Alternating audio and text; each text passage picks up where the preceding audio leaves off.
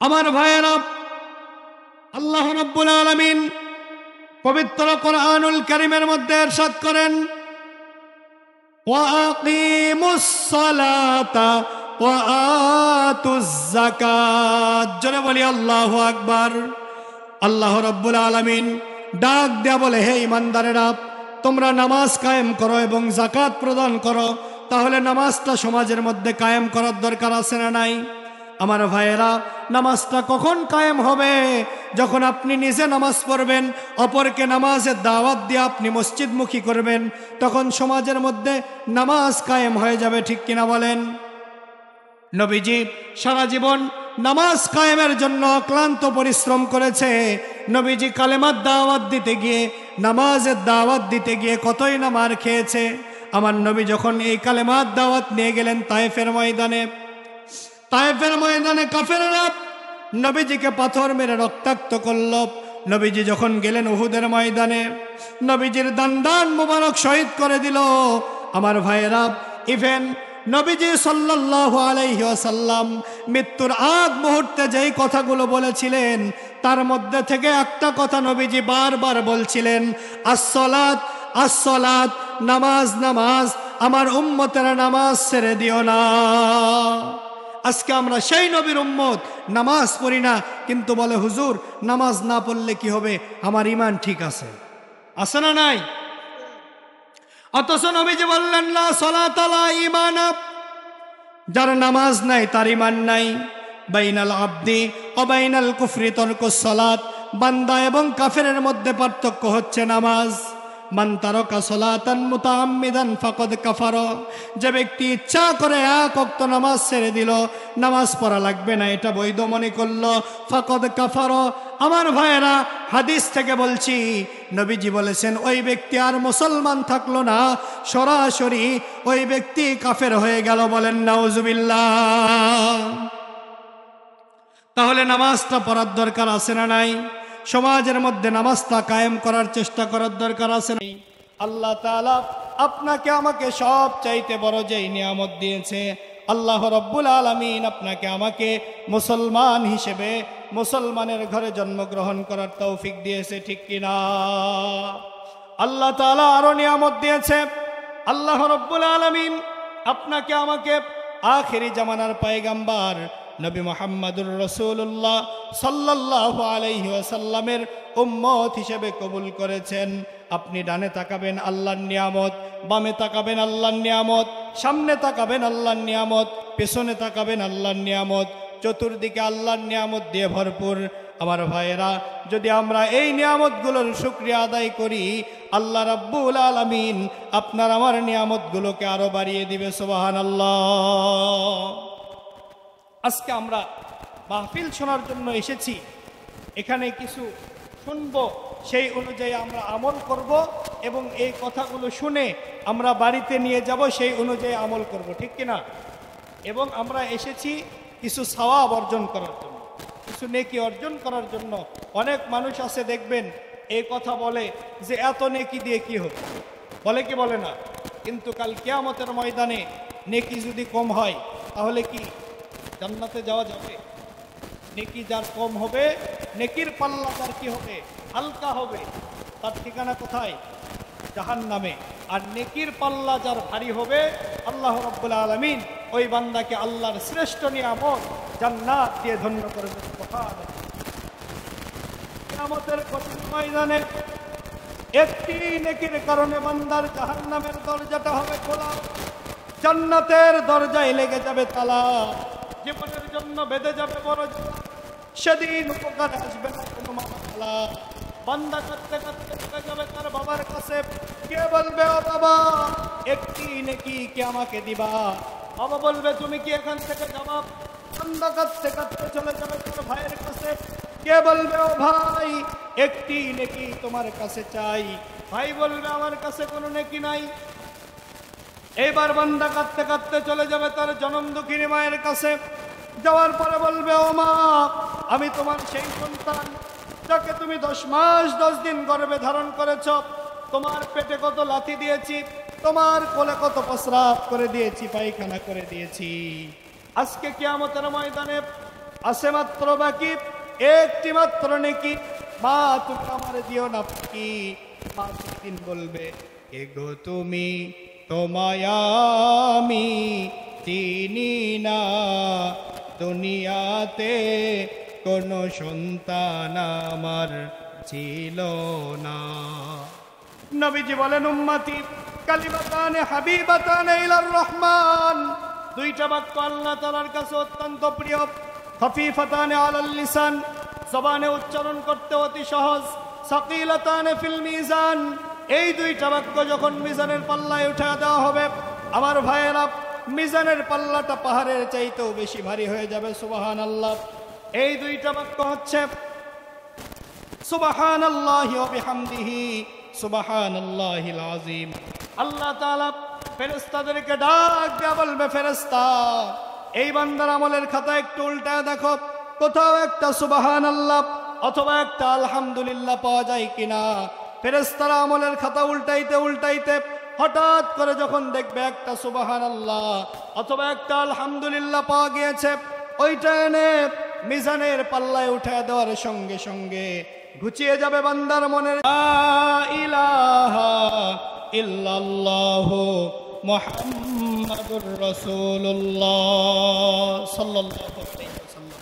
সম্মানিত উপস্থিতি, আমি আপনাদের সামনে পবিত্র কোরআনুল কারীমের সূরাতুল মুদ্দাসসির থেকে কয়েকটি আয়াতে কারিমা তেলাওয়াত করেছি।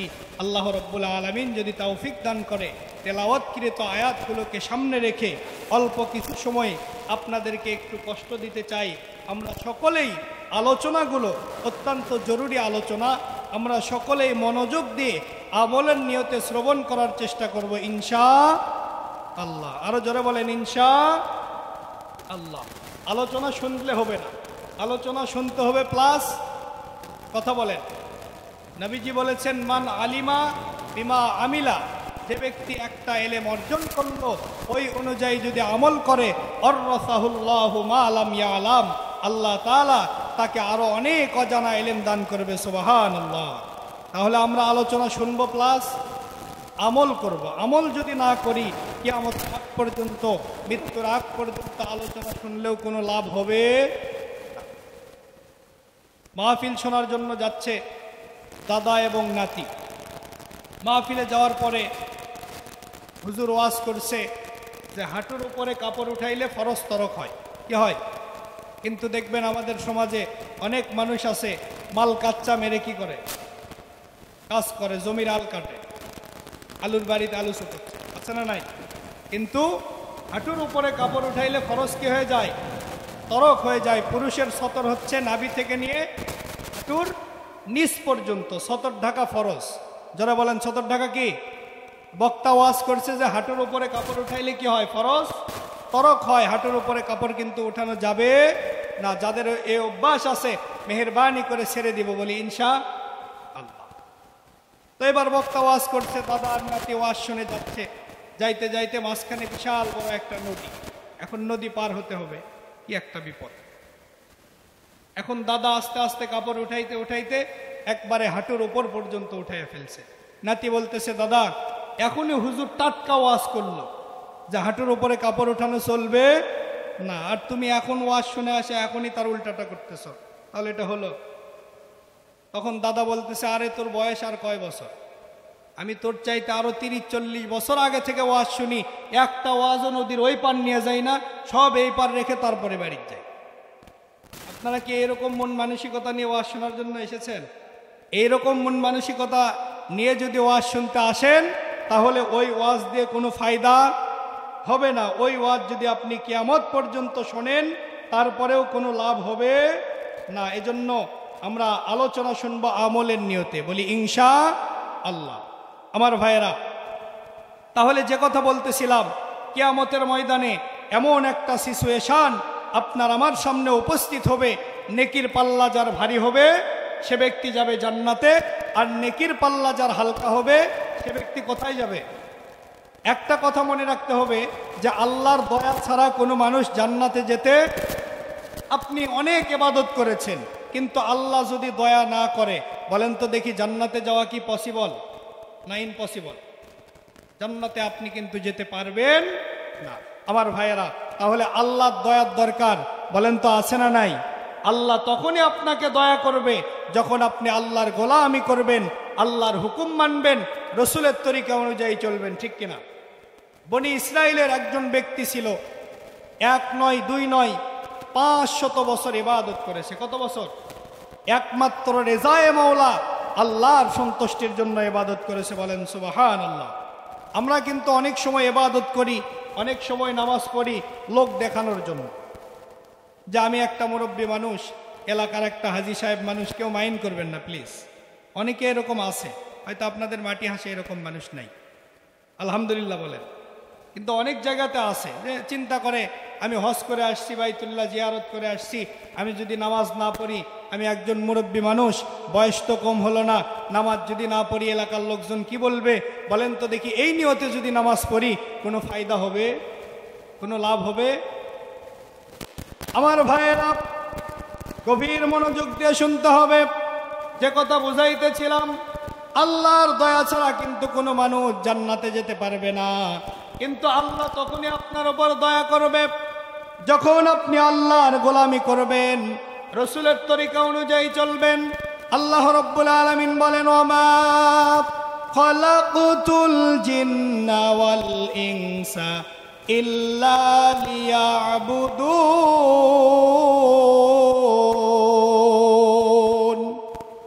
আল্লাহ তাআলা বলেন, আমি মানুষ এবং জিনকে সৃষ্টি করেছি আমার ইবাদত করার জন্য, আমার দাসত্ব করার জন্য, আমার গোলামি করার জন্য।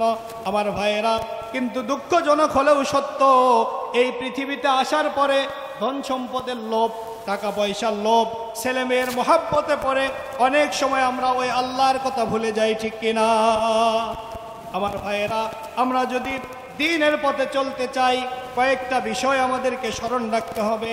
এই কয়েকটা টিপস যদি আমরা স্মরণ রেখে যদি আমরা সামনের দিকে চলতে পারি, তাহলে দ্বীনের পথে চলা আপনার আমার জন্য সহজ হয়ে যাবে। সুবহানাল্লাহ। মোটামুটি 5টা টিপস যদি আমরা মানতে পারি। 1 নাম্বার, আমাদেরকে সব সময় স্মরণ রাখতে হবে আমরা কোথায় ছিলাম। 2 নাম্বার, আমরা কোথায় এসেছি। 3 নাম্বার, আমাদেরকে কে পাঠিয়েছে। 4 নাম্বার, আমরা কোথায় যাব। আর 5 নাম্বার, আমরা কি নিয়ে যাব। তাহলে প্রশ্ন কয়টা? এই 5টা প্রশ্নের অ্যান্সার জানার দরকার আছে না নাই? আমার ভাইয়েরা, গভীর মনোযোগ দিয়ে শুনতে হবে।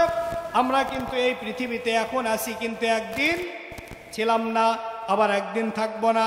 আল্লাহ রাব্বুল আলামিন সর্বপ্রথম আপনার আমার রূহ সৃষ্টি করে রূহের জগতে রেখেছিলেন। কোথায়? রূহের জগতে আমরা ছিলাম। আমার ভাইয়েরা, তাহলে সর্বপ্রথম আমরা রূহের জগতে ছিলাম, সেখান থেকে আমাদেরকে আল্লাহ রাব্বুল আলামিন মায়ের গর্ভের মাধ্যমে আমাদেরকে দুনিয়াতে পাঠিয়েছে। 3 নাম্বার, আমাদেরকে কিন্তু আল্লাহ রাব্বুল আলামিন পাঠিয়েছে। 4 নাম্বার, আমরা কিন্তু অন্ধকার কবরে চলে যাব। আর 5 নাম্বার, ওই অন্ধকার কবরে খালি হাতে গেলে হবে না, কবরের জন্য সামানা সংগ্রহ করে কবরে যাওয়ার দরকার আছে না নাই? আমার ভাইয়েরা, 500 বছর ইবাদত করেছি, এই দ্বীপের মধ্যে যতদিন থাকবো আমি তোমার গোলামি করতে চাই, তোমার ইবাদত করতে চাই। তবে আমার শেষ আশাটা হলো আমি যেন তোমার কুদরতি পায়ে সিজদা দিয়ে মৃত্যুবরণ করতে পারি। আমার ভাইয়েরা, গভীর মনোযোগ দিয়ে শুনতে হবে। তাহলে এই ব্যক্তিটা আল্লাহর কাছে কয়টা আবেদন পেশ করেছে? 1 নাম্বার, আল্লাহ তুমি আমার উত্তম রিজিকের ফয়সালা করে দিও। আল্লাহ রাব্বুল আলামিন ইরশাদ করেন, ওয়ামা মিন দাব্বাতিন ফিল আরদি ইল্লা আলাল্লাহি রিজকুহা।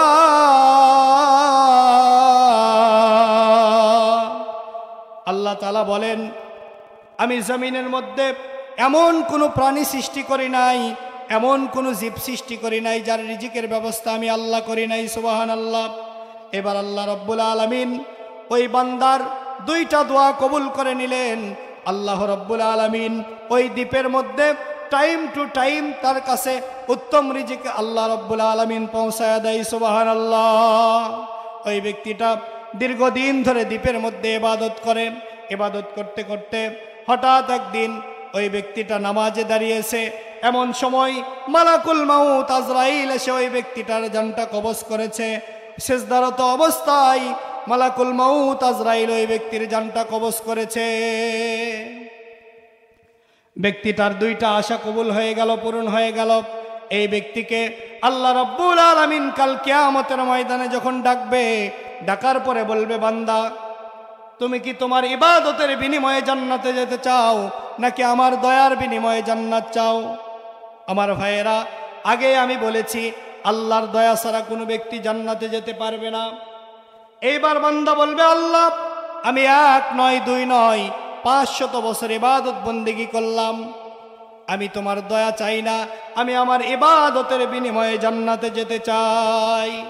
আল্লাহ রাব্বুল আলামিন এবার জাহান্নামের ফেরেশতাকে ডাক দেয়া বলল, ফেরেশতা এই বান্দাকে একটু জাহান্নামের কাছ থেকে ঘুরে নিয়ে এসো। জাহান্নামের মধ্যে দিবা না, কিন্তু একটু জাহান্নামের কাছ থেকে ঘুরে নিয়ে আসবে। এবারে এই ব্যক্তিটাকে যখন জাহান্নামের কাছে নিয়ে গিয়েছে, আমার ভাইয়েরা, জাহান্নামের আগুনের তেজ এত বেশি, জাহান্নামের আগুনের তাপ এত বেশি। বিশ্বনবীজির সাহাবী হযরতে আবু হুরায়রা রাদিয়াল্লাহু তাআলা আনহু বর্ণনা করেছেন, আল্লাহ রাব্বুল আলামিন জাহান্নামকে 1000 বছর জ্বালাইছে। জ্বালানোর পরে জাহান্নামের আগুনের কালারটা হয়েছে টকটকে লাল। এরপরে আল্লাহ রাব্বুল আলামিন জাহান্নামকে আবার 1000 বছর জ্বালাইছে। জ্বালানোর পরে জাহান্নামের আগুনের কালারটা হয়েছে ধবধবে সাদা। এরপরে আল্লাহ রাব্বুল আলামিন জাহান্নামকে 1000 বছর জ্বালাইছে। জ্বালানোর পরে জাহান্নামের আগুনের কালারটা হয়েছে অন্ধকার রাতের মতো কালো। আমার ভাইয়েরা, আল্লাহ না করুক, আল্লাহ যদি ওই জাহান্নামে আপনাকে আমাকে ফেলে দেয়, বলেন তো বাঁচার কোনো উপায় আছে? এজন্য আল্লাহ তাআলার কাছে বেশি বেশি দোয়া করতে হবে, আল্লাহুম্মা আজিরনা মিনান নার, হে আল্লাহ আপনি আমাদেরকে জাহান্নাম থেকে মুক্তি দিন। আল্লাহুম্মা ইন্না নাসআলুকাল জান্নাতা ওয়া নাউযু বিকা মিনান নার, আল্লাহ আপনি আমাদেরকে জাহান্নাম থেকে মুক্তি দিন এবং জান্নাতুল ফেরদাউস দিয়ে ধন্য করুন। এবারে ব্যক্তিকে যখন জাহান্নামের ফেরেশতা নিয়ে যাবে জাহান্নামের কাছে, নিয়ে যাওয়ার পরে জাহান্নামের এমন তীব্র তাপ, জাহান্নামের তাপের কারণে তার কলিজাটা ফেটে যায় ভাব, গলাটা শুকে গিয়েছে। এবার যখন জাহান্নামের গেট থেকে ব্যক্তি তাকে ঘুরে নিয়ে আসতেছে, হঠাৎ করে দেখে পথের মধ্যে একজন ব্যক্তি 1 গ্লাস পানি নিয়ে দাঁড়িয়ে আছে। তৃষ্ণাও লেগেছে, কলিজা ফেটে যায় ভাব। এবার ডাক দেয়া বলে, ভাই আমাকে কি 1 গ্লাস পানি দেওয়া যাবে? এবার ব্যক্তিটা ডাক দেয়া বলছে, ভাই তোমাকে পানি দেব, তবে আমার একটা শর্ত আছে। শর্তটা হচ্ছে তুমি যে 500 বছর ইবাদত করেছ, এর যেই সওয়াব হয়েছে এই সওয়াবগুলো আমাকে দিয়ে দিতে হবে। কত বছর ইবাদত করেছে? 500 বছর। এই সওয়াব দিয়ে দিতে হবে 1 গ্লাস, কথা বলেন না কেন, 1 গ্লাস পানি পান করার জন্য। এরকম আমরা মিলিয়ন মিলিয়ন লিটার পানি আমরা পান করতেছি। আল্লাহ রাব্বুল আলামিন যদি এই পানির হিসাব চাই, বলেন তো দেখি দেওয়া যাবে? আমরা কিন্তু হিসাব দিয়ে, আল্লাহর দয়া ছাড়া আমরা হিসাব দিয়ে জান্নাতে যেতে পারবো? আল্লাহ যদি দয়া করে, যে বিষয়টা বুঝাইতেছিলাম, আল্লাহর দয়া ছাড়া আমরা জান্নাতে যেতে পারবো না। ওই ব্যক্তি বলতেছে, আল্লাহ আমি 1 নয় 2 নয় 500 বছর ইবাদত করলাম, আমি আপনার দয়া চাই না, ইবাদতের বিনিময়ে জান্নাত চাই। এবার বলেন তো দেখি, 500 বছর ইবাদত করেছিল, সওয়াব কি আসে না শেষ? 1 গ্লাস পানি খাইতেই শেষ। এবার ওই বান্দাকে যখন আল্লাহর কাছে নিয়ে আসা হলো, আল্লাহ রাব্বুল আলামিন ডাক দেয়া বলছে, বান্দা এবার বলো, আমার দয়ার বিনিময়ে জান্নাত চাও নাকি ইবাদতের বিনিময়ে? এবার বান্দাটা মাথা নিচের দিকে তাকিয়ে মনে মনে চিন্তা করতেছে, আমি তো 500 বছর ইবাদত করেছিলাম, যেই নেকি হয়েছিল 1 গ্লাস পানি পান করতেই শেষ। এখন আমি আল্লাহর কাছে কি জবাব দিব? এবার আল্লাহর কাছে সারেন্ডার করলো, আল্লাহ আমার তো ভুল হয়ে গিয়েছে, আপনার দয়া ছাড়া কেউ জান্নাতে যেতে পারবে না। এবার আল্লাহ রাব্বুল আলামিন ডাক দেয়া বলে, বান্দা তুই যখন ভুল বুঝতে পেরেছিস, আমার কাছে ভুল স্বীকার করেছিস, আমি আমার দয়ার মাধ্যমে তোকে আমার জান্নাত দিয়ে দিলাম। আরো জোরে বলেন সুবহানাল্লাহ। তাহলে যে কথা বুঝাইতেছিলাম, ইবাদত যদি আমরা না করি তাহলে আল্লাহ আমাদেরকে দয়া করবে না। তাহলে আমরা এখানে কি শোনার জন্য এসেছি? কোরআন শোনার জন্য। এই কোরআনুল কারীমের মধ্যে সব কিছু আছে না নাই?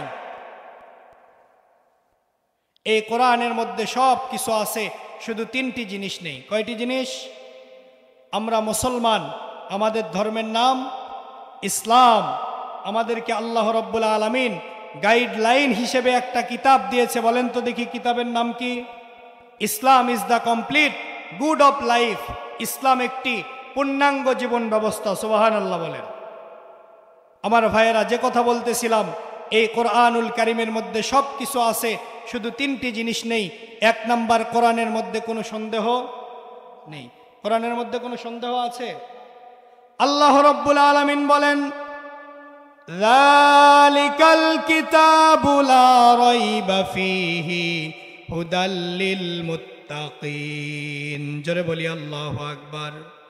আল্লাহ তাআলা বলেন, no doubt about, no false about, even no confusion about. আল্লাহর কোরআনের প্রত্যেকটা পৃষ্ঠা, প্রত্যেকটা আয়াত, প্রত্যেকটা রুকু, প্রত্যেকটা সূরা আপনি গবেষণা করে দেখতে পারেন। আমার ভাইয়েরা, আপনি গবেষণা করে দেখতে পারেন, ভুল তো দূরের কথা, বিন্দুমাত্র সন্দেহ নেই। আল্লাহু আকবার। দুই নাম্বার, কোরআনের মধ্যে কোনো মিথ্যা নেই। আল্লাহ রাব্বুল আলামিন বলেন, ইন্না আনজালনা ইলাইকাল কিতাবা বিল হক। জোরে বলি আল্লাহু আকবার। আল্লাহ বলেন, আমি এই কোরআন নাজিল করেছি সত্য সহকারে। তাহলে বলেন তো দেখি, আল্লাহর কোরআন সত্য না মিথ্যা? তিন নাম্বার, আল্লাহর কোরআনের মধ্যে কোনো মিথ্যা নাই। আমার ভাইয়েরা, নবীজি সাল্লাল্লাহু আলাইহি ওয়াসাল্লাম যখন এই কোরআনের দাওয়াত দিয়েছে, মক্কার কাফেরেরা মুহাম্মদ ইবনে আব্দুল্লাহকে প্রতারক বলেছে, মিথ্যাবাদী বলেছে। বলেন নাউজুবিল্লাহ। সর্বশেষ বিশ্ব নবী সাল্লাল্লাহু আলাইহি ওয়াসাল্লাম তাদেরকে ডাক দেয়া বলল, এই কোরআন যদি মিথ্যা হয়, তাহলে তোমরা একটা সূরা তো দূরের কথা, একটা আয়াত তোমরা বানিয়ে দেখাও। বলেন তো দেখি, তারা কি সক্ষম হয়েছে? সর্বশেষ তারা স্যালেন্ডার করেছে। ইন্না আতাইনাকাল কাউসার লাইসা হাযা কালামুল বাশার। আল্লাহু আকবার। সর্বশেষ তারা বলেছে, ইন্না আতাইনাকাল কাউসার লাইসা হাযা কালামুল বাশার, এটা তো আল্লাহর পক্ষ থেকে নাজিল হয়েছে। আল্লাহু আকবার। আমরা এতদিন মনে করেছিলাম কোরআন হচ্ছে মিথ্যা, কিন্তু কাফেরদের ভুল ভেঙে গেল। আমার ভাইয়েরা, কাফেররা সারা রাত জেগে জেগে কোরআন শুনতো, কিন্তু কোরআন শুনলে কি হবে? তলে তলে আল্লাহর নবী, বিশ্ব নবীর বিরোধিতা করত। ঠিক কিনা বলেন? তারা কোরআন মানত না। কোরআন না মানার একটাই কারণ, আমরা যদি কোরআন মানি, মুহাম্মদ ইবনে আব্দুল্লাহর দলে যদি আমরা যোগ দিয়ে দেই, তাহলে আমাদের দল, এই কথা বলেন না কেন, তাহলে আমাদের দল থাকবে না। আমার ভাইয়েরা, বাংলাদেশ নতুনভাবে স্বাধীন হয়েছে। 5 আগস্টের পর থেকে আমরা স্বাধীনভাবে কোরআনের তাফসির শুনতে পারতেছি এবং আমরা বলতে পারতেছি আলহামদুলিল্লাহ। বলেন, এই বিগত 15-16 বছর ধরে স্বৈরাচার শেখ হাসিনার আমলে আমরা কোরআনের তাফসির মন খুলে করতেও পারি নাই, আপনারা শুনতেও পারেন নাই। ঠিক কিনা বলেন? কোরআনের পাখি আল্লামা সাঈদীর কোনো অপরাধ ছিল? আল্লামা মামুনুল হক সাহেবের কোনো অপরাধ ছিল? মুফতি আমির হামজার কোনো অপরাধ ছিল? রফিকুল ইসলাম মাদানির কোনো অপরাধ ছিল? আলেমদের অপরাধ ছিল একটাই, আলা আলাহুল খলক ওয়াল আমর, সৃষ্টি যার আইন চলবে তার। আল্লাহর জমিনে আল্লাহর কোরআনের কথা বলেছে। ঠিক কিনা বলেন? এই কোরআনের কথা বলার কারণে কোরআনের পাখি আল্লামা সাঈদীকে 1 নয় 2 নয় 13টি বছর জেলের মধ্যে বন্দি রেখে ইনজেকশন পুশ করে শহীদ করে দিয়েছে। ঠিক কিনা বলেন? আল্লামা মামুনুল হক সাহেবকে জেলেবন্দি করেছে, মুফতি আমির হামজাকে জেলেবন্দি করেছে, রফিকুল ইসলাম মাদানিকে জেলেবন্দি করেছে। এই স্বৈরাচার হাসিনা 15-16 বছর ধরে মানুষের ওপরে যে জুলুম করেছে, ওলামা একরামের ওপরে যে জুলুম করেছে, মানুষকে আয়না ঘরে বন্দি রেখে মানুষের প্রতি যে জুলুম করেছে, নিঃসন্দেহে সে ফেরাউনকেও হার মানিয়েছে। ঠিক কিনা বলেন?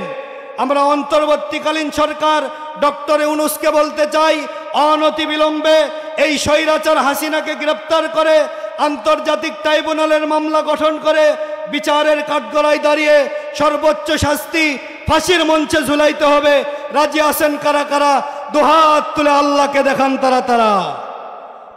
লিল্লাহে তাকবীর। লিল্লাহে তাকবীর। আল কোরআনের আলো সংসদে, আল কোরআনের আলো, কোরআন হাদিস যেখানে, দুনিয়ার মুসলিম লিল্লাহে তাকবীর। হাত নামান। আলোচনা কি চলবে? একটু আওয়াজ দেওয়া লাগবে। সুবহানাল্লাহ, আলহামদুলিল্লাহ স্পিড যদি না দিতে পারেন তাহলে আলোচনা কিন্তু চলবে না। আমার ভাইয়েরা, আমি আপনাদের সামনে সূরাতুল মুদ্দাসসির থেকে কয়েকটি আয়াতে কারিমা তেলাওয়াত করেছি। আল্লাহ রাব্বুল আলামিন এই আলোচ্য আয়াতগুলোর মধ্যে ইরশাদ করেন, ফি জান্নাতি ইয়াতাসাআলুন। আল্লাহ রাব্বুল আলামিন যখন মানুষদেরকে কিয়ামতের ময়দানে দুই ভাগে বিভক্ত করবে, যারা ডানপন্থী হবে তারা হবে জান্নাতি, সুবহানাল্লাহ বলেন। আর যারা আমলনামা বাম হাতে পাবে তাদের ঠিকানা কোথায়? জাহান্নামে। তাহলে আমরা জান্নাতে যেতে চাই না জাহান্নামে? জান্নাতে যদি আমরা যেতে চাই, জান্নাতের কাজগুলো করার দরকার, বলেন তো আছে না নাই? আল্লাহ রাব্বুল আলামিন বলেন, ফি জান্নাতিন ইয়াতাসাআলুন।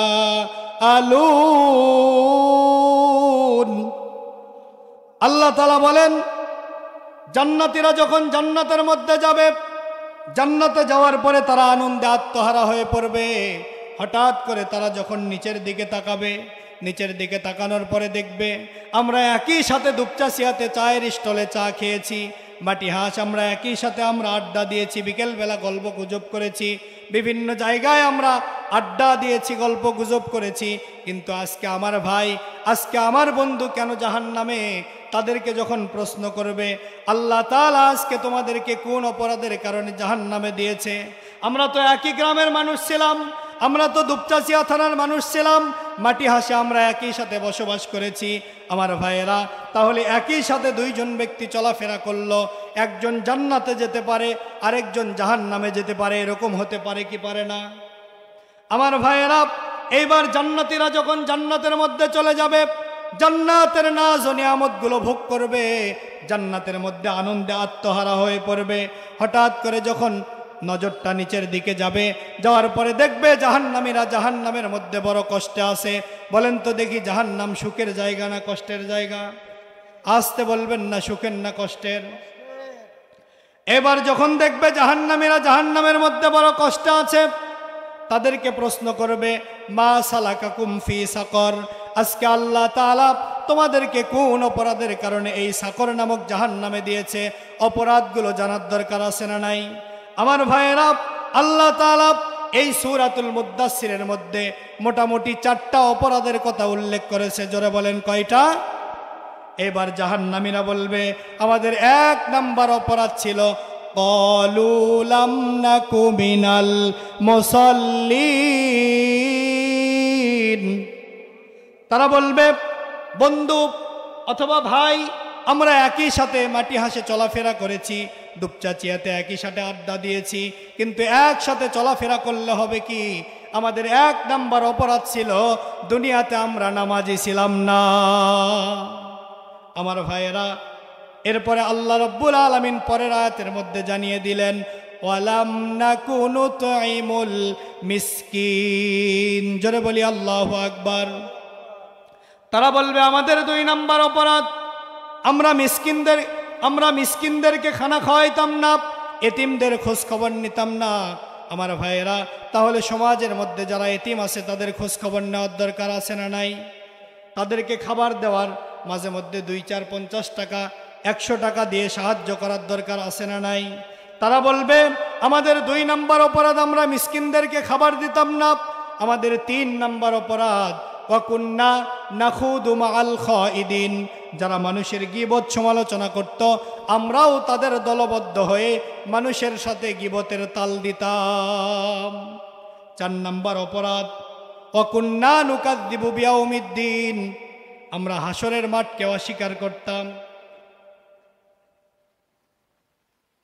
তাহলে বলেন তো দেখি, আল্লাহ রাব্বুল আলামিন জাহান্নামে যাদেরকে দিবে তাদের অপরাধ কয়টা? কথা বলেন, আপনারা কি মন খারাপ করছেন নাকি? একটু বলেন তো দেখি, আল্লাহু আকবার। আরো জোরে বলেন সুবহানাল্লাহ। আরেকবার বলেন আলহামদুলিল্লাহ। আলোচনা কি চলবে? কিন্তু আপনাদের চেহারা দেখে আর আপনাদের আওয়াজ দেখে মনে হচ্ছে যে আলোচনা শেষ করে দিলেই মনে হয় ভালো হয়। ভালো লাগলে তো লোক করে থাকলে হবে না, কথা কওয়া লাগবে নাকি কোন? একটু সুবহানাল্লাহ, আলহামদুলিল্লাহ, আল্লাহু আকবার বলবেন। কি কষ্ট হচ্ছে? আমার ভাইয়েরা, যে কথা বলতেছিলাম, জাহান্নামে যারা যাবে মূলত চারটা অপরাধের কারণে জাহান্নামে যাবে। সূরা মুদ্দাসসিরের মধ্যে আল্লাহ রাব্বুল আলামিন এই কথাগুলো সুন্দর করে কোট করে দিলেন। জাহান্নামীদেরকে যখন জান্নাতীরা প্রশ্ন করবে, আজকে কোন অপরাধের কারণে তোমরা জাহান্নামে এসেছো, তারা বলবে আমাদের 1 নাম্বার অপরাধ, দুনিয়াতে আমরা নামাজি ছিলাম না, তাহলে 5 ওয়াক্ত নামাজ পড়ার দরকার আছে না নাই? 2 নাম্বার তারা বলবে আমরা মিসকিনদেরকে খানা খাওয়াইতাম না, এতিমদের খোঁজ খবর নিতাম না। আমার ভাইয়েরা, এজন্য সমাজের মধ্যে যারা এতিম আছে, যারা মিসকিন আছে, তাদের খোঁজ খবর নেওয়ার দরকার আছে না নাই? 3 নাম্বার তারা বলবে আমরা তো মানুষের গীবত সমালোচনা করতাম, প্লাস যারা সব সময় মানুষের গীবত সমালোচনা করত, আমরাও তাদের দলবদ্ধ হয়ে তাদেরকে আমরা সাপোর্ট করতাম, আমরাও তাদের কথার সঙ্গে কথার তাল দিতাম। এরকম মানুষ আছে না নাই? দেখবেন যে এক জায়গায় গীবত হচ্ছে বা 2-3টা মানুষ এক জায়গায় গল্প করছে, দেখবেন যে ও ওই বিষয় সম্পর্কে জানেই না, তাও বলতেছে হ্যাঁ হ্যাঁ তুমি যেটা বলছো ঠিক বলছো, আমিও এইটাই শুনছি বা আমিও এইটাই দেখছি। এরকম লোক আছে না নাই? দেখবেন যে আমাদের সমাজে চায়ের দোকানে কিছু ডিজিটাল মুফতি, দেখবেন যে নামাজ নাই, কালাম নাই, শুক্রবারেও মসজিদে যায় না, ও খালি দোকানে বসে থেকে খালি ফতুয়া দিবে, আছে না নাই? দেখবেন যে কে সুদ খায়, কে নামাজ পড়ে না, এলাকার মধ্যে কে মিথ্যা কথা বলে, এক কথাই সে সব সময় মানুষের দোষ চর্চা করে। এরকম এক শ্রেণীর মুফতি সাহেব চায়ের দোকানে আছে না নাই?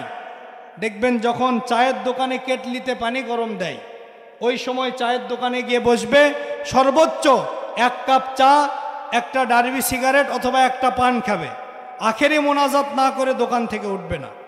এরকম লোক আছে না নাই? যত গীবত সমালোচনা সব চায়ের দোকানে করা শেষ হলে আখেরি মোনাজাত, মানে দোকান যখন বন্ধ করবে, কেটলির পানি শেষ, তখন ওখান থেকে উঠে চলে যায়। এরকম মুফতি সাহেব আছে না নাই?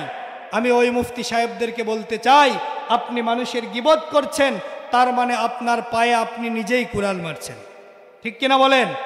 নবীজি বলেছেন যে ব্যক্তি মানুষের গীবত করলো সে যেন তার মরা ভাইয়ের গোস্ত খেল। সুবহানাল্লাহ না নাউজুবিল্লাহ?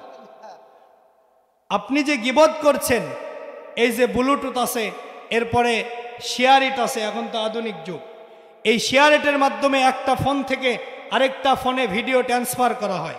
ঠিক তেমনইভাবে আপনি যে মানুষের গীবত করছেন, মানুষের সমালোচনা করছেন, আপনি যেই সওয়াবগুলো অর্জন করেছিলেন, নেকিগুলো করেছিলেন, এই সওয়াবগুলো যার গীবত করতেছেন তার আমল নামায় পার হয়ে চলে যাচ্ছে, আর আপনার আমলের ব্যালেন্সটা কি হয়ে যাচ্ছে? 0 হয়ে যাচ্ছে। তাহলে গীবত করা যাবে? আরো জোরে বলেন, গীবত করা যাবে? যাদের এই অভ্যাস আছে এই গীবত নামক মহামারী থেকে, আরো জোরে বলেন আমিন। আমার ভাইয়েরা, তাহলে আমরা যদি ওই সাকর নামক জাহান্নাম থেকে মুক্তি পেতে চাই, তাহলে এই 4টা কাজ থেকে বিরত থাকার দরকার আছে না নাই? 1 নাম্বার, আমরা যারা বেনামাজি আছি, আমাদেরকে আজকে থেকে 5 ওয়াক্ত নামাজ পড়তে হবে। পড়বো তো ইনশাল্লাহ? অরিজিনাল মুসল্লি হলো তারা 5 ওয়াক্ত নামাজ সময় মতো আদায় করে যারা, ঠিক কিনা বলেন? আর ডুপ্লিকেট মুসল্লি হলো তারা শুক্রবার দিন সবার শেষে মসজিদে যায়, সবার আগে চলে আসে যারা। এরকম মুসল্লি তো আপনাদের মাটি হাসতে তুলিয়াতে নাই। আমরা একটু মসজিদে আগে যাওয়ার চেষ্টা করব। নবীজি বলেছেন আহাব্বুল বিলাদি ইলাল্লাহি মাসাজিদুহা, পৃথিবীর মধ্যে সবচাইতে শ্রেষ্ঠ জায়গা হলো মসজিদ। আল্লাহু আকবার। আবগাদুল বিলাদি ইলাল্লাহি আসওয়াকুহা, আর পৃথিবীর মধ্যে সবচাইতে নিকৃষ্ট জায়গা হচ্ছে বাজার এবং চায়ের দোকান। কিন্তু আমরা অনেক সময় মসজিদে গিয়ে ছটপটানি শুরু করে দেই, কিন্তু চায়ের দোকানে গেলে ঘন্টার পর ঘন্টা চলে যায়, আমরা টেরই পাই না, ঠিক কিনা বলেন? আমার ভাইয়েরা, আল্লাহ রাব্বুল আলামিন পবিত্র কোরআনুল কারীমের মধ্যে ইরশাদ করেন, ওয়া আকিমুস সালাতা ওয়া আতুজ যাকাত। জোরে বলি আল্লাহু আকবার। আল্লাহ রাব্বুল আলামিন ডাক দেয়া বলে, হে ইমানদারেরা, তোমরা নামাজ কায়েম করো এবং যাকাত প্রদান করো। তাহলে নামাজটা সমাজের মধ্যে কায়েম করার দরকার আছে না নাই? আমার ভাইয়েরা, নামাজটা কখন কায়েম হবে? যখন আপনি নিজে নামাজ পড়বেন, অপরকে নামাজের দাওয়াত দিয়ে আপনি মসজিদমুখী করবেন, তখন সমাজের মধ্যে নামাজ কায়েম হয়ে যাবে। ঠিক কিনা বলেন? নবীজি সারা জীবন নামাজ কায়েমের জন্য অক্লান্ত পরিশ্রম করেছে। নবীজি কালেমার দাওয়াত দিতে গিয়ে, নামাজের দাওয়াত দিতে গিয়ে কতই না মার খেয়েছে। আমার নবী যখন এই কালেমার দাওয়াত নিয়ে গেলেন তায়েফের ময়দানে, কাফেররা নবীজিকে পাথর মেরে রক্তাক্ত করল। নবীজি যখন গেলেন উহুদের ময়দানে, নবীজির দান মুবারক শহীদ করে দিল। আমার ভাইয়েরা, ইভেন নবীজি সাল্লাল্লাহু আলাইহি ওয়াসাল্লাম মৃত্যুর আগ মুহূর্তে যেই কথাগুলো বলেছিলেন, তার মধ্যে থেকে একটা কথা নবীজি বারবার বলছিলেন, আসসালাত আসসালাত, নামাজ নামাজ, আমার উম্মতেরা নামাজ ছেড়ে দিও না। আজকে আমরা সেই নবীর উম্মত, নামাজ পড়ি না, কিন্তু বলে হুজুর নামাজ না পড়লে কি হবে, আমার ঈমান ঠিক আছে। আছে না নাই? অথচ নবীজি বললেন, লা সালাতা লা ঈমান, যার নামাজ নাই তার ঈমান নাই। বাইনাল আবদি ওয়া বাইনাল কুফরি তারকুস সালাত, বান্দা এবং কাফেরের মধ্যে পার্থক্য হচ্ছে নামাজ। মান তারাকা সালাতান মুতাআম্মিদান ফাকাদ কাফারা, যে ব্যক্তি ইচ্ছা করে এক ওয়াক্ত নামাজ ছেড়ে দিল, নামাজ পড়া লাগবে না এটা বৈধ মনে করলো, ফাকাদ কাফারা।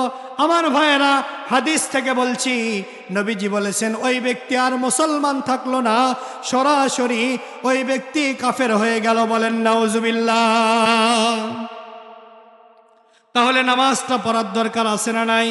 সমাজের মধ্যে নামাজটা কায়েম করার চেষ্টা করার দরকার আছে না নাই? ইমামে মালিক রহমাতুল্লাহি আলাইহিকে একজন ব্যক্তি জিজ্ঞেস করলো, হুজুর,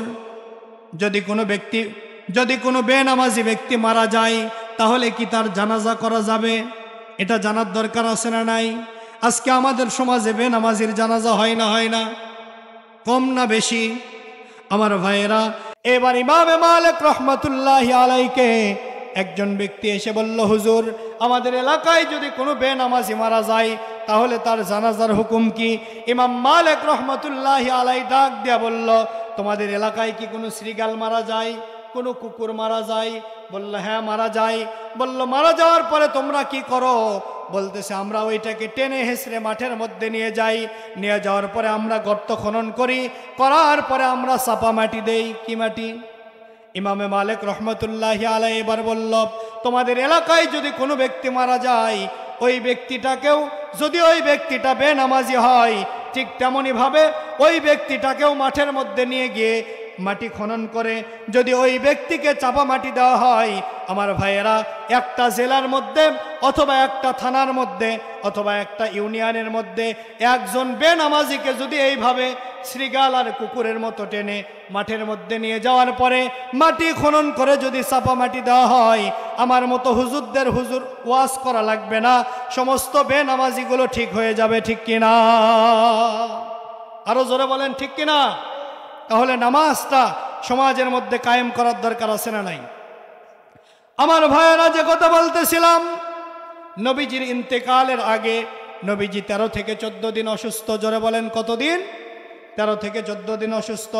নবীজির একবার হুঁশ ফিরে আসতেছে, আরেকবার নবী সেন্সলেস হয়ে পড়ে যাচ্ছে।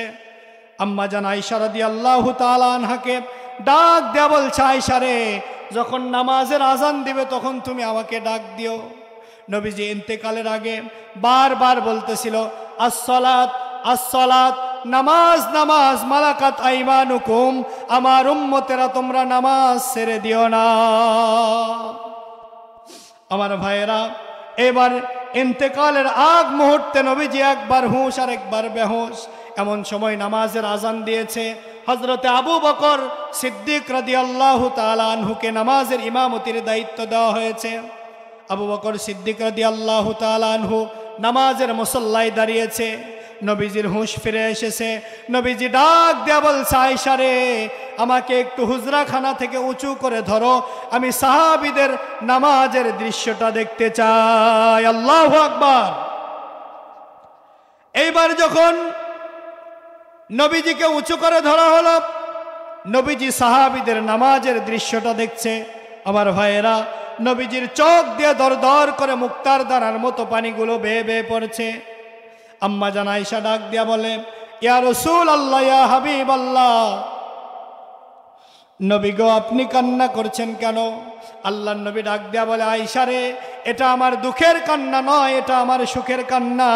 যেই নামাজ কায়েমের জন্য কালেমার দাওয়াত দিতে গিয়ে আমি তায়েফের ময়দানে রক্তাক্ত হয়েছি, উহুদের ময়দানে আমার দান্দান মুবারক শহীদ করা হয়েছে, শুধু কালেমার দাওয়াত দেওয়ার কারণে, নামাজ প্রতিষ্ঠার দাওয়াত দেওয়ার কারণে আজকে সেই নামাজ আমার সাহাবীরা জামাতের সাথে আদায় করতেছে। এই দৃশ্যটা দেখে আমি নবীর কলিজাটা ভরে গিয়েছে। আমার ভাইয়েরা, এই দৃশ্যটা দেখে আল্লাহর নবী, বিশ্ব নবী চোখের পানি দর দর করে ছেড়ে দিয়ে কান্না করছে, আর ডাক দেয়া বলছে, আয়েশা রে, আমার এটা দুঃখের কান্না নয়, এটা আমার সুখের কান্না। কারণ আমি নবী চাই কিয়ামতের আগ পর্যন্ত আমার সমস্ত উম্মতেরা এভাবেই যেন জামাতের সাথে নামাজ আদায় করে।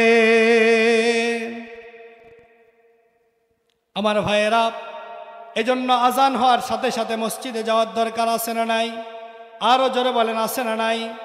আজান কানে শুনিয়া কেমনে থাকো ঘুমায়া, আজান কানে শুনিয়া কেমনে থাকো বসিয়া, নামাজের লাগিয়া কি তোর মোটেও মায়া লাগে না? চিন্তা করে দেখো না কবরে কি যাইবা না, চিন্তা করে দেখো না কবরে কি যাইবা না। ঠিক কিনা? আলহামদুলিল্লাহ, আজকের মাহফিলের সম্মানিত সভাপতি, গুনাহার ইউনিয়ন পরিষদের সম্মানিত চেয়ারম্যান নূর মোহাম্মদ আবু তাহের ভাই উপস্থিত হয়েছে। আলহামদুলিল্লাহ বলেন। ভাই অত্যন্ত ভালো মনের একজন মানুষ, অত্যন্ত নম্র এবং ভদ্র একজন মানুষ। আল্লাহ রাব্বুল আলামিন ভাইকে দ্বীনের জন্য, কোরআনের জন্য, ইসলামের জন্য বেশি বেশি খেদমত করার তৌফিক দান করুন। সবাই বলি আমিন। আর একটু জোরে বলেন আমিন।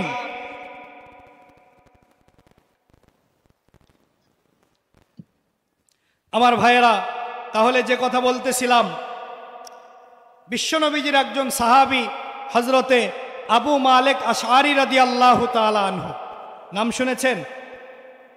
আবু মালিক আশআরী রাদিয়াল্লাহু তাআলা আনহু একটা হাদিস বর্ণনা করেছে। নবীজি বলেন, যে ব্যক্তি তিনটা কাজ করবে, কয়টা? যে ব্যক্তি তিনটা আমল করবে, জান্নাতের মধ্যে এমন একটা ভিআইপি বালাখানা রয়েছে যার ভিতরের অংশ বাহির থেকে দেখা যায় এবং বাহিরের অংশ ভিতর থেকে দেখা যায়। সুবহানাল্লাহ বলেন। এই ভিআইপি বালাখানায় প্রবেশ করতে মন চাই কি চায় না? আরো জোরে বলেন, চাই কি চায় না? যদি আমরা এই ভিআইপি বালাখানায় প্রবেশ করতে চাই তাহলে কাজ করতে হবে তিনটা। জোরে বলেন, কয়টা? আমার ভাইয়েরা, নবীজির সাহাবী আবু মালিক আশআরী রাদিয়াল্লাহু তাআলা আনহু বর্ণনা করেন, আল্লাহর নবী, বিশ্ব নবী জনাবে মুহাম্মদুর রাসূলুল্লাহ সাল্লাল্লাহু আলাইহি ওয়াসাল্লাম বলেছেন, জান্নাতের মধ্যে এমন একটা ভিআইপি বালাখানা রয়েছে যার ভিতরের অংশ বাহির থেকে দেখা যায়, বাহিরের অংশগুলো ভিতর থেকে দেখা যায়। সাহাবীরা জিজ্ঞেস করল, ইয়া রাসূলুল্লাহ, ইয়া হাবিবাল্লাহ, ওই ভিআইপি বালাখানায় কারা প্রবেশ করবে? নবীজি ডাক দেয়া বলল, তিন শ্রেণীর ব্যক্তি। এক নাম্বার আফসুস সালাম, যারা বেশি বেশি সালামের প্রচার প্রসার করবে, মানুষদেরকে বেশি সালাম দিবে, ওই ব্যক্তিকে আল্লাহ রাব্বুল আলামিন জান্নাতের ভিআইপি বালাখানায় প্রবেশ করাবে। সুবহানাল্লাহ। দুই নাম্বার ইতআমুত তাআম, যারা মানুষকে মেহমানদারি করাবে। তিন নাম্বার সলাতুল লাইল, যারা 5 ওয়াক্ত নামাজের পাশাপাশি তাহাজ্জুদের নামাজ আদায় করবে। এই তিনটা কাজ যারা করবে, নবীজি ঘোষণা করেছেন ওই ব্যক্তিকে আল্লাহ রাব্বুল আলামিন জান্নাতের ভিআইপি বালাখানায় প্রবেশ করাবে। আমার ভাইয়েরা, তাহলে 1 নাম্বার মানুষদেরকে বেশি বেশি সালাম দেওয়ার দরকার আছে না নাই? বিশ্বনবীজির স্ত্রী আম্মা জান আয়েশা রাদিয়াল্লাহু তাআলা আনহা বর্ণনা করেন, আল্লাহর নবী বিশ্বনবী যখন বাহিরে থেকে বাসায় ফিরে আসতেন, আমি কোনোদিন নবীজিকে আগে সালাম দিতে পারি নাই। আমি বলার আগেই আল্লাহর নবী বিশ্বনবী আসসালামু আলাইকুম বলে দিতেন। সুবহানাল্লাহ বলেন। আমার ভাইয়েরা, বিশ্বনবীজির সাহাবী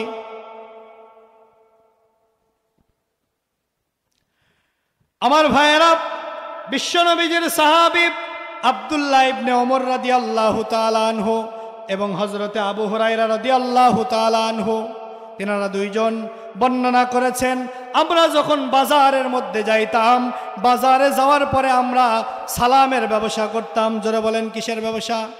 তার মানে আমরা যখন যাকে যেখানেই দেখতে পাইতাম, আমরা সর্বপ্রথম আসসালামু আলাইকুম বলে তাদেরকে সালাম দিয়ে দিতাম। তাহলে সালামের আমলটা চালু করার দরকার আছে না নাই? মুরব্বীরা যুবকদেরকে সালাম দিবেন, যুবকেরা মুরব্বীদেরকে সালাম দিবেন, ছোটরা বড়দেরকে সালাম দিবেন, বড়রা ছোটদেরকে সালাম দিবেন। এটাই আমার নবীজির আদর্শ। সুবহানাল্লাহ বলেন। আমার ভাইয়েরা, তাহলে 1 নাম্বার আমরা মানুষদেরকে বেশি বেশি সালাম দিব। আর 2 নাম্বার, শুধু দাওয়াত খাবো না, মানুষদেরকেও মাঝে মধ্যে দাওয়াত খাওয়াবো। আমার নবীজি মানুষকে দাওয়াত দিয়েছেন এবং মানুষ দাওয়াত দিলে দাওয়াত কবুল করেছেন।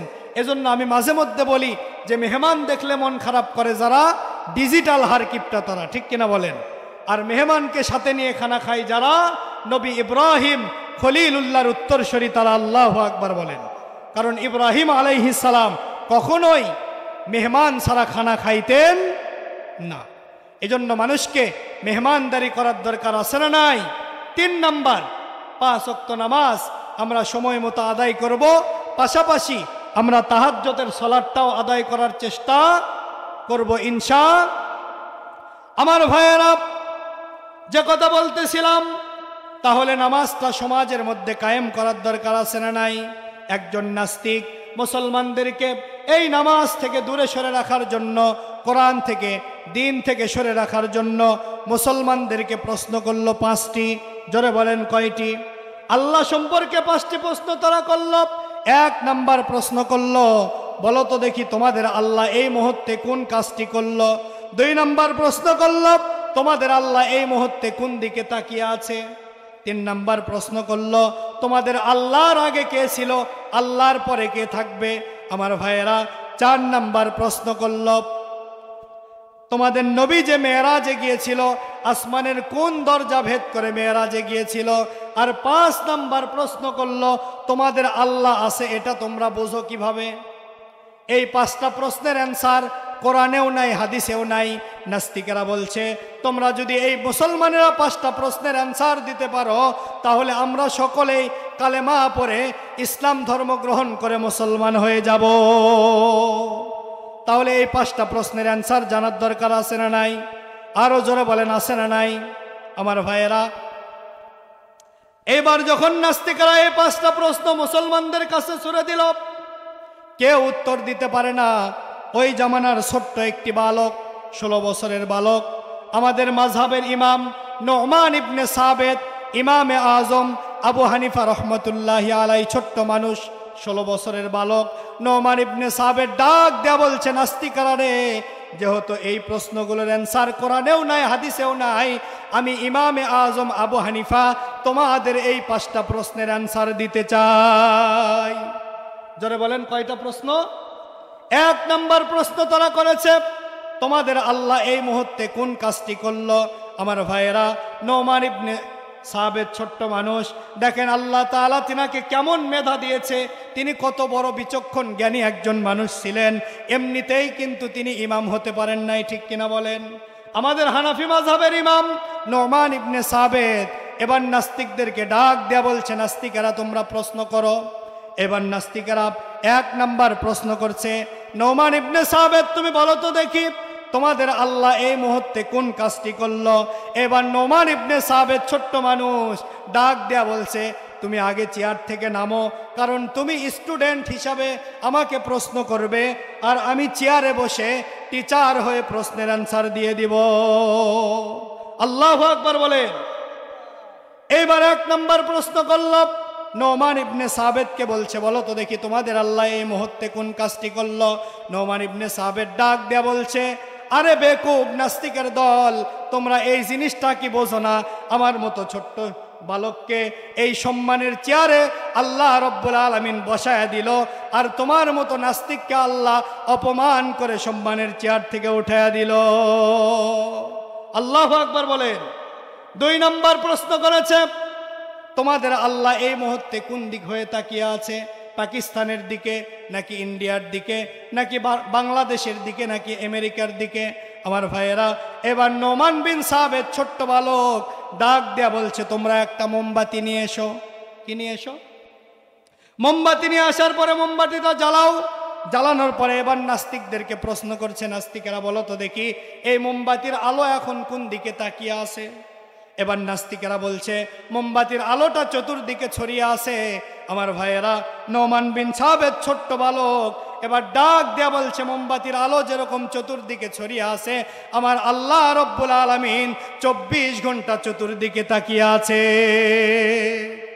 3 নম্বর প্রশ্ন করছে আমার ভাইয়েরা, নোমান ইবনে সাবেতকে প্রশ্ন করতেছে, তোমার আল্লাহর আগে কে ছিল, পরে কে থাকবে? নোমান ইবনে সাবেত বলছে, তোমাদের মধ্যে থেকে ভালো একজন অঙ্কবিদকে আমার কাছে পাঠাও। এবার অঙ্কবিদকে যখন নিয়ে আসলো, অঙ্কবিদকে ডাক দেয়া বলছে, তুমি গণনা শুরু করো, 1 থেকে গণনা শুরু করো। এবার 1 থেকে গুনতে গুনতে এককের পরে হচ্ছে শতক, শতকের পরে হচ্ছে দশক, দশকের পরে হচ্ছে হাজার, হাজারের পরে হচ্ছে অজুদ, অজুদের পরে হচ্ছে নিযুত, এরপরে লক্ষ, তারপরে কোটি, তারপরে মিলিয়ন, তারপরে বিলিয়ন। এবার অঙ্কবিদকে ডাক দেয়া বলছে, তুমি উল্টো দিকে গণনা করো, 9 থেকে গণনা শুরু করো। এবার 9 থেকে গণনা করতে করতে যখন 1 পর্যন্ত এসেছে, নোমান বিন সাবেত ডাক দেয়া বলছে, বলো তো দেখি 1-এর আগে কি আছে? এবার নাস্তিক ডাক দেয়া বলতেছে, 1-এর আগে তো কিছুই নাই, 1-এর আগে শূন্য আছে। ঠিক তেমনি ভাবে আমার আল্লাহর আগেও কেউ ছিল না, আমার আল্লাহ অনন্তকাল থাকবে, আমার আল্লাহও কোনোদিন নিঃশেষ হবে না। আমার ভাইয়েরা, এবার 4 নম্বর প্রশ্ন করছে, তোমাদের আল্লাহ আছে এটা তোমরা বোঝো কিভাবে? জানার দরকার আছে না নাই? এবার নোমান বিন সাবেত নাস্তিকের গালে ঠাস করে একটা থাপ্পড় দিয়েছে। কি দিয়েছে? আস্তেই দিয়েছে। থাপ্পড়ের ওয়েটটা একটু ধীরেই ছিল, খুব বেশি জোরে দেয়নি, দাগও হয় নাই, খুব বেশি একটা ব্যথাও পায় নাই। এবার নাস্তিককে নোমান বিন সাবেত ডাক দেয়া বলছে, তোমার 4 নম্বর প্রশ্ন করো। আমরা একটু সামনের ফাঁকা জায়গাগুলো পূরণ করে নেই, একটু জিকির করি, লা ইলাহা। আসেন আসেন, চেপে আসেন, জিকির করেন আর চেপে আসেন। লা ইলাহা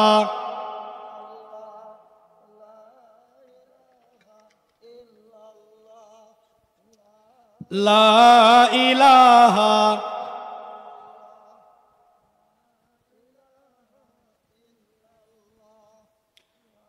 লা ইলাহা ইল্লাল্লাহু মুহাম্মাদুর রাসূলুল্লাহ সাল্লাল্লাহু আলাইহি ওয়াসাল্লাম।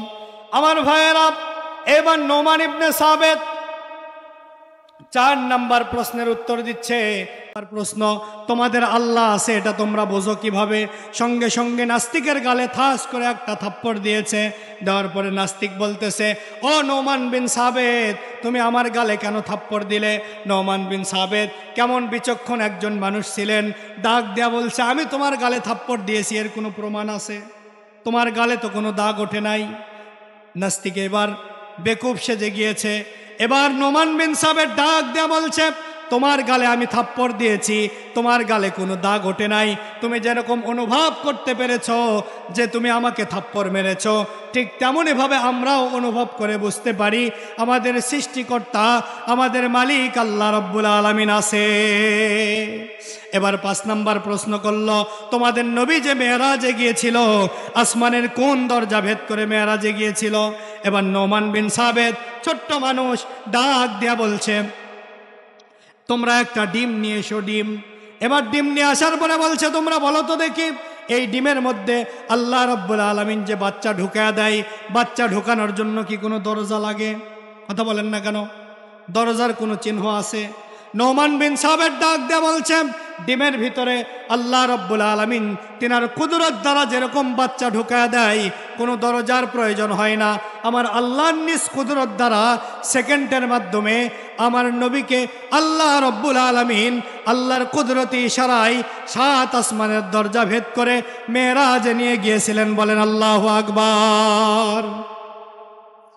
আমার ভাইয়েরা, এই 5টা প্রশ্নের অ্যান্সার দেওয়ার সঙ্গে সঙ্গে ওখানে যতগুলো নাস্তিক ছিল সকলেই পড়ে নিল লা ইলাহা ইল্লাল্লাহু মুহাম্মাদুর রাসূলুল্লাহ সাল্লাল্লাহু আলাইহি ওয়াসাল্লাম। তাহলে যে কথা বলতেছিলাম আমার ভাইয়েরা, আমরা যদি সাকর নামক জাহান্নাম থেকে বাঁচতে চাই তাহলে আমাদেরকে কাজ করতে হবে কয়টা? আরো জোরে বলেন কয়টা?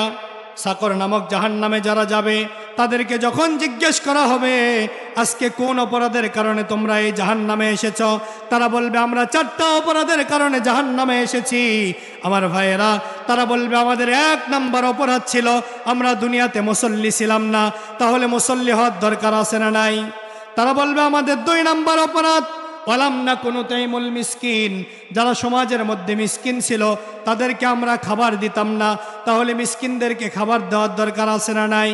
3 নাম্বার তারা বলবে ওয়া কুন্না নাখুদু মাল খাইদিন, আমরা দুনিয়াতে মানুষের গীবত সমালোচনা করতাম। তাহলে গীবত থেকে বেঁচে থাকার দরকার আছে না নাই?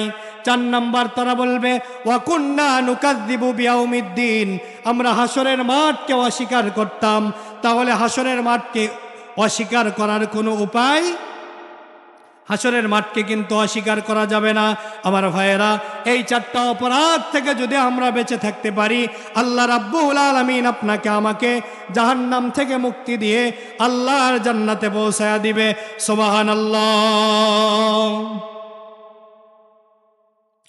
সমাধান চাও যদি জীবনে মরণে, ফিরে যাও খুঁজে নাও চোখ রাখো কোরআনে।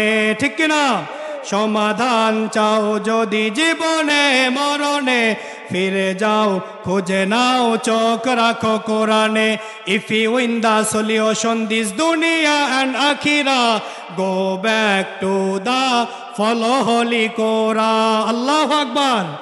এ বাণী সকলের নাই শুধু মুমিনের, যারাই চলবে মেনে ফল পাবে কোরআনে। ঠিক কিনা? ঘরেই বলো কিবা রাষ্ট্রে বলো, অশান্তি দূর করে শান্তি আনে। সমাধান চাও যদি জীবনে মরণে, ফিরে যাও খুঁজে নাও চোখ রাখো কোরআনে। মারহাবা বলেন। আমার ভাইয়েরা, তাহলে যে কথা বলতেছিলাম মোটামুটি কয়েকটা পয়েন্টের আলোচনা আমরা শুনতেছিলাম। 1 নাম্বার, আমরা যদি 4টা অপরাধ থেকে আমরা যদি বাঁচতে পারি, 1 নাম্বার যদি আমরা 5 ওয়াক্ত নামাজ পড়ি, 2 নাম্বার এতিম মিসকিনদের খবর নেই তাদেরকে যদি খানা খাওয়াই, 3 নাম্বার গীবত সমালোচনা থেকে যদি বাঁচতে পারি, আর 4 নাম্বার আল্লাহ রাব্বুল আলামিন মৃত্যুর পরে পুনরায় আমাদেরকে উঠাবে, হাসরের মাঠ কায়েম হবে, সেখানে বিচার ফয়সালা হবে। এই বিশ্বাস যদি আমাদের অন্তরের মধ্যে থাকে, এই মোটামুটি যদি আমরা 4টা অপরাধ থেকে বাঁচতে পারি, আল্লাহ রাব্বুল আলামিন আমাদেরকে জাহান্নাম থেকে মুক্তি দিয়ে জান্নাত দান করবে। বলেন সুবহানাল্লাহ। আর 3টা কাজ যদি আমরা করতে পারি, 1 নাম্বার মানুষকে বেশি বেশি সালাম দিব। কি দিব বলেন? সবাই বলেন, সালাম দিব। 2 নাম্বার মানুষকে বেশি বেশি খানা খাওয়াবো। কি করব? মানুষকে দাওয়াত খাওয়াবো। আর 3 নাম্বার সলাতুল লাইল, তাহাজ্জুদের নামাজ আমরা আদায় করার চেষ্টা করব বলি ইনশাআল্লাহ। আমার ভাইয়েরা, যেহেতু মাদ্রাসার উদ্যোগে মাহফিল, আপনাদের এলাকাতে এই ফজিলাতুন নিসা নুরানি ও হাফেজিয়া মহিলা কওমি মাদ্রাসা হওয়াতে আপনারা খুশি না বেজার? আরো জোরে বলেন খুশি না বেজার? খুশি হলে আওয়াজ এত আসতে হবে না, আরো জোরে বলতে হবে খুশি না বেজার? আমি মনে করি এই মাদ্রাসাটা মাটিহাস গ্রামবাসীর জন্য রহমত হতে পারে। এই মাদ্রাসায় কাল কিয়ামতের ময়দানে আপনার আমার জন্য নাজাতের জরিয়া হয়ে যাবে। ঠিক কিনা বলেন আমার ভাইয়েরা? এজন্য এই ফজিলাতুন নিসা আমার